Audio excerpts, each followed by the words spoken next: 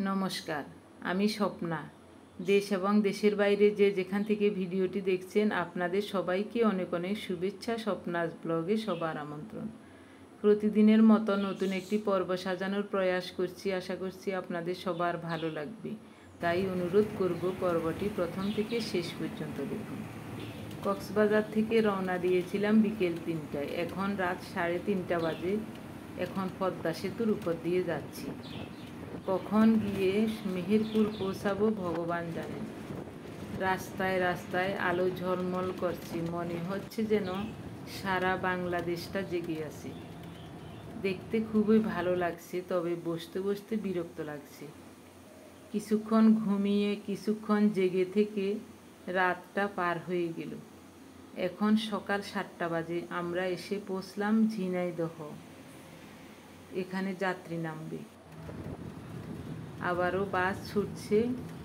পদ্মা সেতু পার হওয়ার পর থেকে যাত্রী নামছে জায়গায় জায়গায়। মেহেরপুর পৌঁছাতে আরও সময় লাগবে। সকাল থেকে ছেলে মেয়েরা সবাই ওদের বাবা শুধু জিজ্ঞাসা করছে, কোথায় আছো, কোন জায়গায় আছো। অবশেষে মেহেরপুর এসে পৌঁছে গেলাম। কিছুক্ষণ পরেই বাস থেকে নামব। বাস থেকে নেমে একটা অটো নিয়ে বাসায় চলে আসলাম। এখন দিনের 1:30 বাজে। তো সকালবেলায় রিয়া রান্না করেছিল শুধু ডাল, আলু ভর্তা আর ভাত। ও বলেছে, মা আমি আর কিছুই রান্না করি নাই, আপনি আসি খাবেন, এই কারণে আমি সকালে উঠেই রান্না করে ফেলছি। তো আমি সকালবেলায় তেমন কিছুই খাই নাই, ও বলেছে খাওয়ার জন্য। তো আমি ওই স্নান করে কিছুক্ষণ বিশ্রাম নিয়েছিলাম। ওই শুয়ে শুয়ে কাঁঠাল খেয়েছিলাম। রিয়ার শরীরটাও তেমন ভালো নেই, তো ভাবলাম রান্না করতে হবে। তো এ কারণে এখন উঠে আসলাম, রান্না করব লইট্টা মাছ। রুমা রিয়ার জন্য অনেকগুলো মাছ দিয়েছে, তো ওখান থেকে কিছুটা লইট্টা মাছ কেটে ধুয়ে পরিষ্কার করে নিয়েছি। খুব সহজে লইট্টা মাছের ঝাল করব। কুচানো পেঁয়াজ, হলুদ, গুঁড়ো মরিচ, লবণ আর ফালি করা কয়েকটা কাঁচামরিচ দিলাম। এবার হাত দিয়ে পেঁয়াজগুলোকে ভালোভাবে কষলিয়ে নেব, কারণ লইট্টা মাছ একেবারে নরম জাতীয় মাছ, এটাকে খুব যত্ন করে মাখতে হবে। সব কিছু মিশিয়ে নিয়ে এখন দিচ্ছি সরিষার তেল। লইট্টা মাছগুলো যেমন বড় তেমনি তাজা ছিল, তো এখনও তাজা আছে। আসার সময় একটা বড় বক্সে করে মাছগুলো দিয়েছিল, তাই ওই বরফ গলেছে ঠিকই, জল কেটে দিয়েছিল। মাছগুলো ঠান্ডা আছে, একটা মাছ মাংস কিছুই নষ্ট হয়নি। সরিষার তেল গরম হওয়ার পর কুচানো পেঁয়াজ দিলাম। পেঁয়াজ একটু বাদামি হলে মাখানো লইট্টা মাছগুলো দিয়ে দিলাম।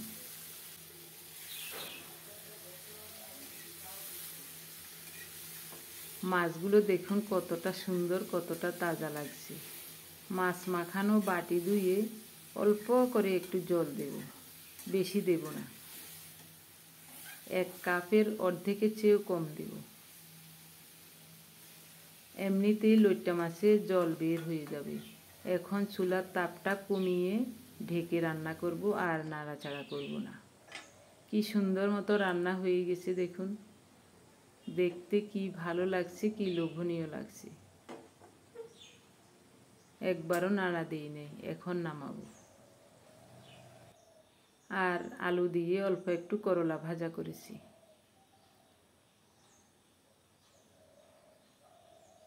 গতকাল দুপুরে রুমার বাসায় ভাত খেয়েছিলাম।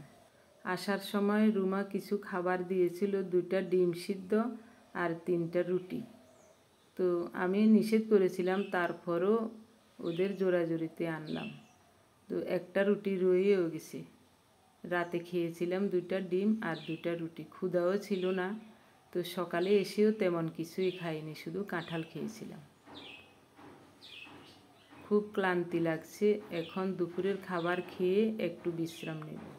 উনি বলছেন লইট্টা মাছের তরকারিটা খুবই চমৎকার হয়েছে। একদিন পার হয়ে গেল, গতকাল ভিডিও করি নাই। আগেরটা ছিল গত পরশুদিনের ভিডিও। গতকাল ছিল একাদশী। তো আজ সকালবেলায় বিরিয়ানি রান্না করব।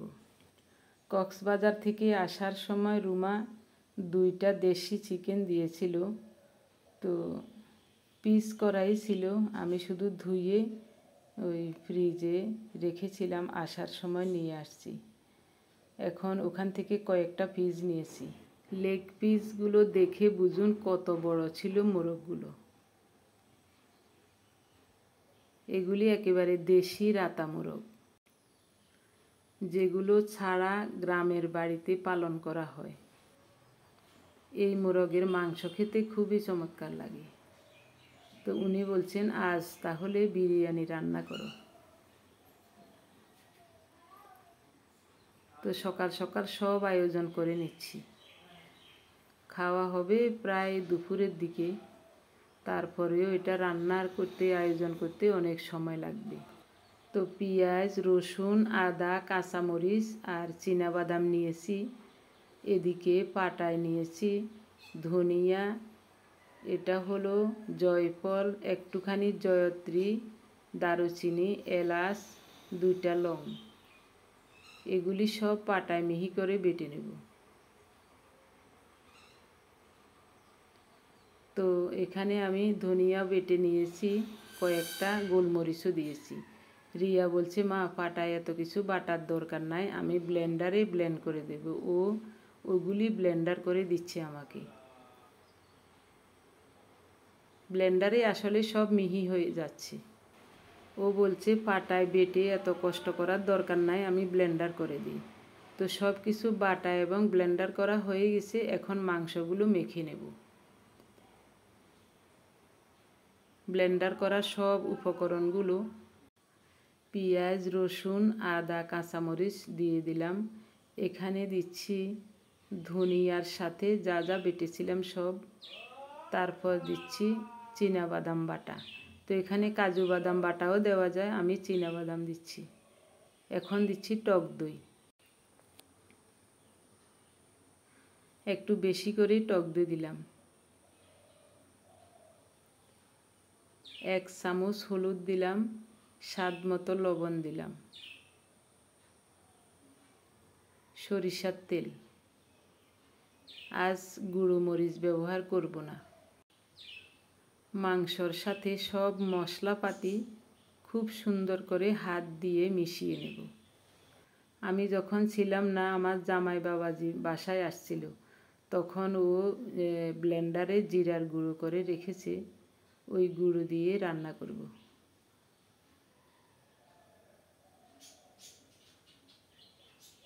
চা চামচে প্রায় 3 চামচের মতো জিরার গুঁড়ো দিয়েছি। মাখানো হয়ে গেছে। হাত ধুয়ে সামান্য করে একটু জল দিয়েছি।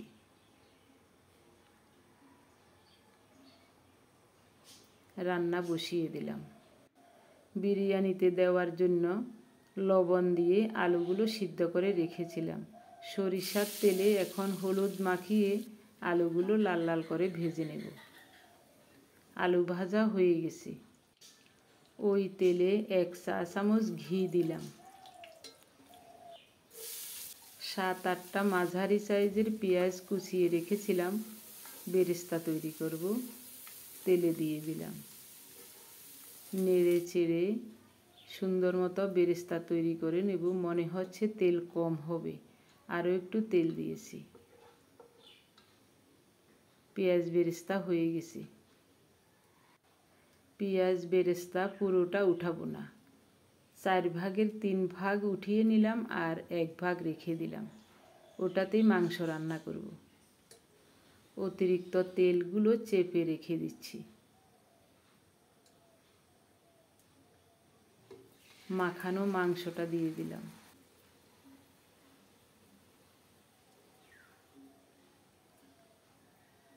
তিনটা তেজপাতা দিলাম।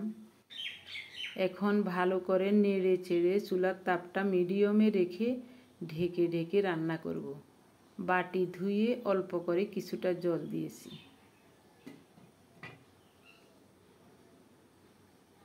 অনেকক্ষণ পর্যন্ত ঢেকে ঢেকে রান্না করেছিলাম। মাঝখানে ঢাকা উঠিয়ে নেড়ে চেড়ে দিয়েছিলাম। খুব সুন্দর মতো মাংসটা রান্না এবং কষানো হয়ে গেছে। এখানে আর জল দেব না, সিদ্ধ হয়ে গেছে। এদিকে আমি বিরিয়ানির জন্য ভাতটা রান্না করে নেব। জল দিয়েছি চাউলের ডাবল, 2টা তেজপাতা, দারুচিনি, এলাচ, লং এসব দিয়েছি। স্বাদ মতো লবণ দিয়েছি, 1 চামচ ঘি দিয়েছি। জলটা ফুটে ওঠার পর এখন চাউলগুলো দিয়ে দিলাম।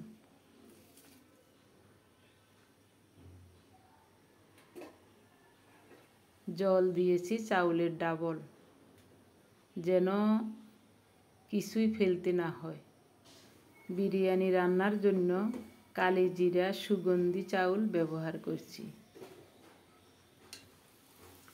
মাংসটা আরও কিছুক্ষণ কষানো হলো।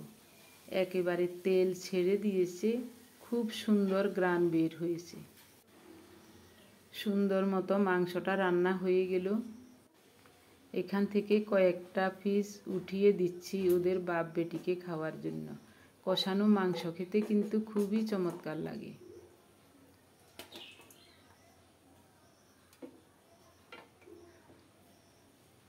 মাংসটা উঠিয়ে রাখলাম। প্যানের তলায় একটু ঘি দিয়েছি।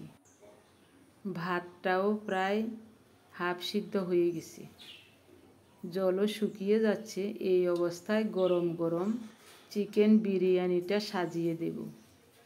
চুলাটা কিন্তু অফ করি নাই, একেবারে ডিম করে রেখেছি। অর্ধেক ভাত নিচে দিয়ে দিলাম। এখন মাংসগুলো সাজিয়ে দিচ্ছি।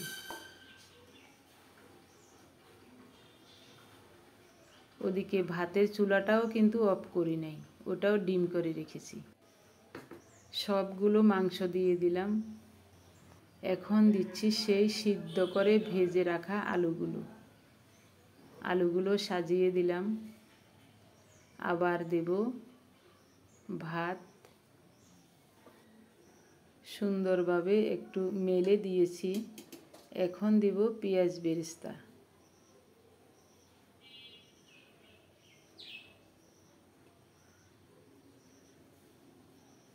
অবশিষ্ট ভাতগুলো উপর দিয়ে মেলে দিচ্ছি। 1 মুঠো কিশমিশ ধুয়ে ভিজিয়ে রেখেছিলাম, ওটা দিয়ে দিলাম। এবার দেব আলু বোখরাগুলো ধুয়ে রেখেছিলাম, সব সাজিয়ে দিয়ে দিলাম। এবার দিচ্ছি 2 চামচ ঘি।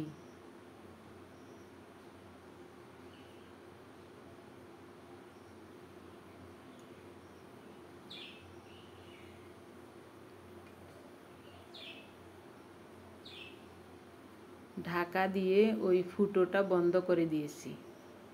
প্রায় 30 মিনিট পর ঢাকা উঠিয়ে দেখছি কি যে সুগন্ধ বের হচ্ছে।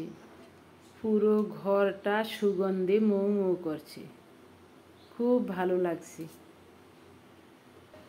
গতকাল একাদশী ছিলাম, সকালবেলায় কিছুই খাইনি, শুধু অল্প একটু চিড়া মুখে দিয়ে জল খেয়েছি। ভালো হয়েছে নি?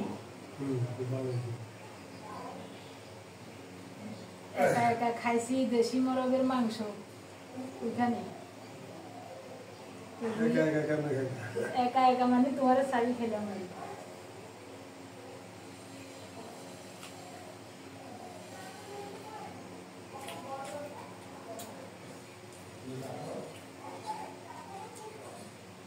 ওই দিনও বিরিয়ানি যে ফাইন হয়েছে।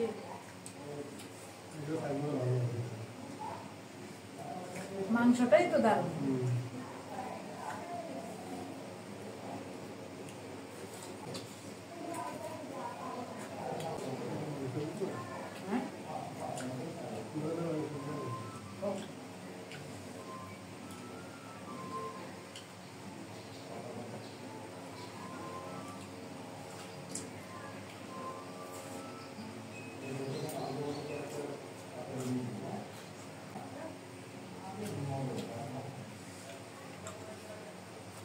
রুমা তো মা এরকম করে রান্না করি, প্রিয়ারেও খাওয়াই আর বাবুরে খাওয়াই।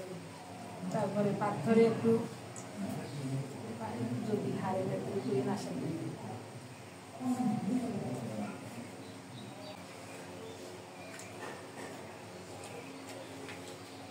খুব দারুণ হয়েছে। খাওয়া দাওয়া সেরে ভিডিওটি এখনই এডিট করে আপলোড দেব। কতক্ষণে আপলোড হয় জানি না, আপনারা দেখতে পাবেন বিকালের দিকে। পার্থর জন্য একটু বিরিয়ানি রেখে দেব, ওর বাবা যাওয়ার সময় দেব। আমার প্রিয় ভাই বোন বন্ধু স্বজন, আপনারা যারা প্রতিনিয়ত ভালোবেসে কমেন্টস করে আমাকে উৎসাহ দিয়ে যাচ্ছেন, আমি আপনাদের সবার নাম খাতায় লিখে নিয়েছি। গত 24 ঘন্টায় প্রথমেই কমেন্টস করেছেন রানু বেগম ইতালি থেকে, তারপর সরস্বতী হালদার, রাবেয়া বসরি ঢাকা থেকে, পম্পাদে ইসাপুর লেলিননগর থেকে, শিখা সিনহা রয় কলকাতা থেকে, নির্মলা দেউরি, অনিমা বোস পলতা থেকে, মল্লিকা ঘোষ শিলিগুড়ি থেকে, সুনন্দা রয় চৌমোহনী থেকে, নীলিমা ঠাকুর কলকাতা থেকে, বনানী ব্যানার্জি মুর্শিদাবাদ থেকে, মিনতি মার্মু উত্তর দিনাজপুর রায়গঞ্জ থেকে, সোমা দে কলকাতা বাঙ্গুর এভিনিউ থেকে, সুমন্তরা সেনাপতি, মালা বিশ্বাস ইন্ডিয়া থেকে, সুমিতা দে আসাম থেকে, টুম্পাস লাইফস্টাইল, শিখা চাখি শিপ্রা কলেজ স্ট্রিট কলকাতা থেকে, সীমানাথ আমেরিকা থেকে। আপনাদের সবাইকে অজস্র অজস্র ধন্যবাদ, অভিনন্দন এবং কৃতজ্ঞতা জানাই। আপনারা যারা প্রতিনিয়ত ভালোবেসে আমাদের ভিডিওগুলি দেখে যাচ্ছেন, আপনাদের সবাইকে অজস্র অজস্র ধন্যবাদ, অভিনন্দন এবং কৃতজ্ঞতা জানাই। সম্পূর্ণ পর্বটি দেখে যদি একটুও ভালো লাগে তাহলে আমার অনুরোধ রইল চ্যানেলটি সাবস্ক্রাইব করে আপনার মূল্যবান মন্তব্যটি লিখে জানাবেন। ধন্যবাদ।